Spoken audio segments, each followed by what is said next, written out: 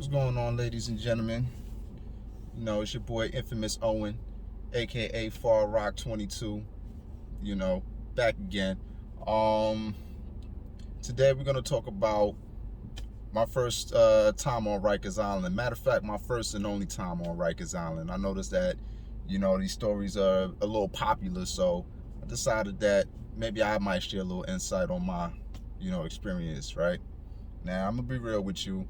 It's not no warrior story or nothing like that. I ain't cut nobody and, do all this shit and go from this mod to this mod and this, home to this house. I don't got that story, but I can tell you an experience.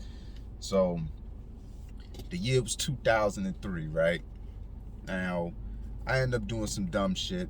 You know what I'm saying?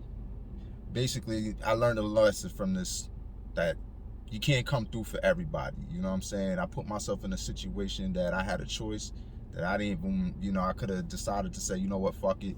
But peer pressure is a mother lover. And that's something I'm gonna give you a video later on about.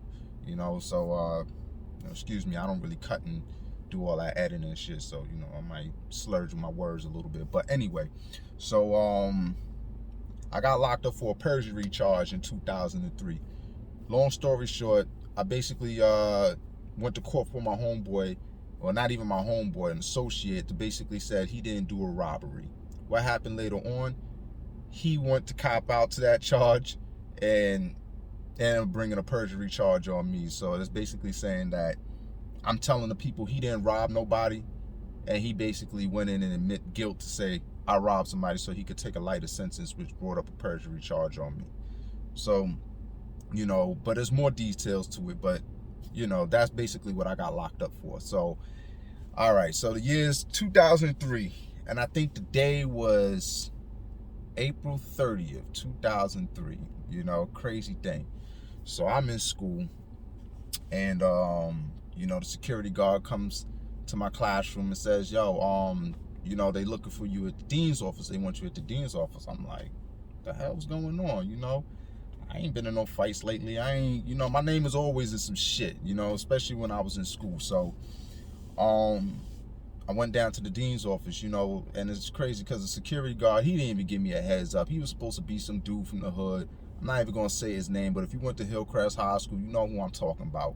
You know what I'm saying? You used to mess with the young girls and shit. But anyway, son ain't even give me a heads up and be like, yo, you know what I'm saying? There might be some trouble for you waiting in there. You might want to, give me something just in case. But I ain't have nothing anyway. I wasn't into all of that. So, get to the dean's office. They said, he made a joke, matter of fact. He said, yo, there's some girl with her parents here saying that you got her pregnant. I guess he tried to, ease me up. I'm like, I ain't got nobody pregnant in this school. You know what I mean? That's some bold-faced lie. That's crazy, but I want to see what this is about. So when I got down to the dean's office, there were 3 big white officers waiting for me. They're like, yo, your name such and such? I'm like, yeah. They're like, yo, you're under arrest. I'm like, under arrest? Everything is crazy because this is my first time ever being arrested. Some people get arrested and, they go through the central bookings and come back out. I never went through that. I only went through that one time, and that was for a suspended license. That was it. They always took me to the facility. So anyway, so they locked me up, they searched me and everything, and they was like, yeah, we charge you're being charged with perjury. You went to court or whatever, and da-da-da-da-da. So I'm like, oh, snap. My son just came home like 2 months ago, okay? Whatever. So, they were sent from the DA squad. They wasn't no regular police, These were like some real, they were sent from like the courthouse. I can't even explain it. But, pardon me, this thing, yeah. So they was part of this DA squad or whatever. So, something I never seen before. So, it locked me up, took me out of the school or whatever, put me in this like 2002 Camry. You know what I'm saying? They didn't even take me in a DT car. It was like one of them old school Camrys, like a 97 or something like that, one of them square body. I'm like, damn, I didn't even know y'all drove in those type of cars. Well, anyway, So now we get to this this office with a cell on Queens Boulevard. It wasn't even central bookings. Like I said, they had their own office. They had their own lockup thing. You know what I'm saying? So I'm in this cell for a few hours. You know what I'm saying? So long story short, after a couple of hours, the cop came to me and said, listen, there's two things you're gonna do, or two things. You got a choice. You could go to central bookings and wait to see a judge. You know, we don't know how long that's gonna take, but you might be there for a while. Or you could go straight to Rikers Island. So me, I don't like the waiting game. And I'm like, you know what? And I already heard about Rikers Island, but you know, at that time I had a few peers that was already on Rikers Island. You know, we in school, there was a few of my peers in the adolescents. Now you hear these stories, but you know, you like, you know what, fuck it. I don't want to play the waiting game. I'm the type of dude that likes to get things over with. So if I'm gonna deal with the worst, let's get it over with, because I'm probably gonna go there anyway. So might as well not wait. Just let's get this over with. So I say, yo, you know what? Let's go to Rikers. Take me to Rikers, because I'm not trying to wait in central bookings. So they took me to central bookings only to get my mugshot taken and to get my fingerprints done. After that, they brought me back to the DA's house for like 30 minutes and they brought me to the island. So, you know, they asked me, hey, you got anything? And, you know, they already searched me. So they're just like, you know, most likely, you know, you'll probably have a court day in a day or so, whatever. So, you know, sit until then. So I'm like, all right, whatever. So now we start to get closer to the island. Now I've been to the island before, you know what I'm saying? My brother was on the island. I had a few friends on the island, you know, like visiting, never like been there as an inmate. So we get to the island. Go over that long bridge, and you know, when you going over that bridge, man, like a lot is going through your head right now. Now you like, oh, this is real, and I'm not coming as a visitor. This is crazy. So I'm like, all right, let's go. Oh, let's get ready. Put your big boy shoes on, because shit is about to get real. Because I already know, I heard the story. So now we pull up to the building. Mind you, I'm 17 years old. So at this time, it was ARDC. I don't know what that stood for. I think it's RNDC now. But back then, it was ARDC, C-74. So now we get to the building. Now where we pulled up at this gate, and this is where they bring the people back, coming back from courts. So, you know, we come to this building. They let me through this door, through this metal detector, whatever. So we come into this big room where they got nothing but big cells. And on top of these cells, you see each borough. You see Brooklyn cell, Queens cell, Bronx cell, Staten Island cell, you know, and then across you have these little individual cells. So when I get in there, mind you, if you don't know, Rikers Island, of course a lot of people know, the infamous Bloods run that show, you know, without a doubt.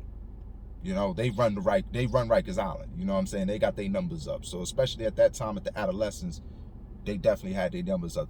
Now I say that to say this, right? When I got there, I had on all red. I'm talking about back in the days, remember those RL hoodies? You know what I'm saying? I had the red RL hoodie. I had a black and red Grizzly hat, the two-tone one with the two logos. I had the black and red Jordans, the number 6s. And this is when they was kind of like a little older. But, you know, I was rocking my brother's shit, so I'm going to keep it real. He used to keep his sneakers fresh. So I was rocking my brother's black and red 6s. By then, nobody ain't see him again. So, you know, when I came through there, oh, my God. I ain't never heard so much noise in my life. Oh, yo, oh, blood, ah, what you claiming? So, you know what I'm saying? Now, after that, the CEO, you know what I'm saying, he walked me to this individual cell because he didn't put me in the cell with all the people coming back from court. And I think it must have been people from the Bronx coming back from court. Like, you know what I'm saying? They just jammed them all in one court, or all in one cell. You know, probably must have been Bronx, Brooklyn, but this was like the late court, late go back. So, you know, they got them all in one cell. And they all like, yo, well, blood, ah. I'm like, yo, I ain't no blood. You know what I'm saying? Like, you know, like at this moment, I ain't gonna front. Like, you know, I was a little nervous because you don't know what to expect. You know what I'm saying? So when I walked in there, the CEO that walked me in there, that's crazy because he had these keys, right? And on his keys, he had all these gang beads on there. He had beads from Latin Kings.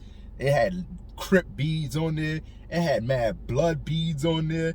I'm like, what is this guy keeping this thing as a souvenir or something like that? Like, he just had a key with all these beads and gang symbols and things like that on there.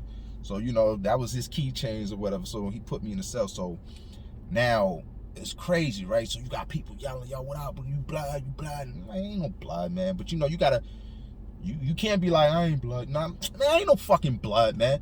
I ain't no fucking blood. Oh, where you from? Where you from? Nigga, I'm from Far Rock. What's up? You know what I'm saying? Even though in my mind, I'm like, shit, this shit crazy. So, you know, I have my earrings on. So you hear niggas from the other cell like, yo, send that hat. Send that hat, blood. You know what I mean? Send that hat. I'm like, I ain't sending shit. You know what I'm saying? And I'm not sending shit. You know what I'm saying? You're nervous, but I'm like, fuck that. I'm leaving with everything I came here with. Without a doubt, fuck that shit. You know what I mean? Y'all niggas gonna have to beat the fuck out of me, stomp me. So, you know, they just talking mad shit through the cell. So me personally, I'm not a shit talker. I don't like talking shit. You know what I'm saying? That's not my thing. If I know I'm gonna fight, I'm gonna get straight to business. So, you know, they walking by, yo, son, yo, send them earrings. You know, niggas doing a little mopping. One of the older dudes was like, yo, let me holler at the little blood. I'm looking like, yo, and like, it was an older dude. I don't know if he was like just working, but I think they have grown men in C-74 too. They probably got a different part, but you know, he was just doing some type of janitorial services. But you like, yo, such and such, officer such, let me in the cell, let me holler at the blood. I'm like, yo, this CEO better not let him holler at the blood, because I'm not what he is or what he think I am. So, you know what I'm saying?